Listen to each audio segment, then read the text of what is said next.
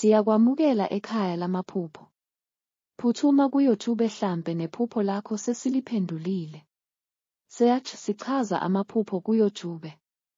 Namhlanje sizokhuluma ngokuphupha umlilo nomlotha. Amaphupho ngomlilo. Uma uphupha ubona umlilo noma amalangabi, kuwuphawu olubi ekusaseni lakho. Kusho ukuthi intukuthelo nokukhaphelwa kuyeza kuwena.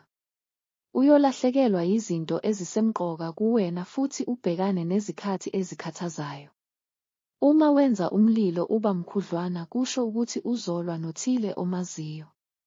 Waphupha umlotha kubi kusho ukuthi ishwa liseduze. Waphupha umkhonto, qaphela kukhona umngani wakho okumbela isisele. Ukuziphupha usemkhosini kusho usizi nokufa. Ukuphupha umkhwekazi ethetha kusho ithemba eliyize nenkohliso. Ukuphupha ubuka umlingo kusho abangani bakho abangathembakele bazovela obala. Ukuphupha umneke kusho inqubekela phambili kozomsebenzi izoza kancane kumele ulinde. Umhlwa kusho ukuthi yebo umi uqinile kodwa kukhona abangumshosha phansi abaveza amazinyo cabe phambi kwakho qaphela. Ukubona umuntu engcwatshwa ngumbiko wokufa kwesihlobo sakho.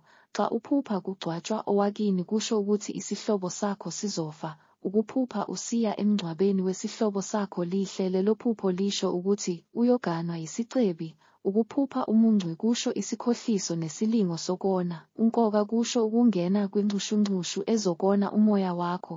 Ukuphupha umfundisi kusho impumelelo ikakhulukazi kwezothando. Uma umusha kule channel bengicela ushaye subscribe uphinde ushare nelink.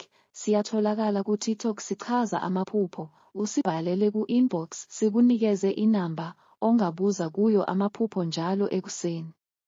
Nisale kahle.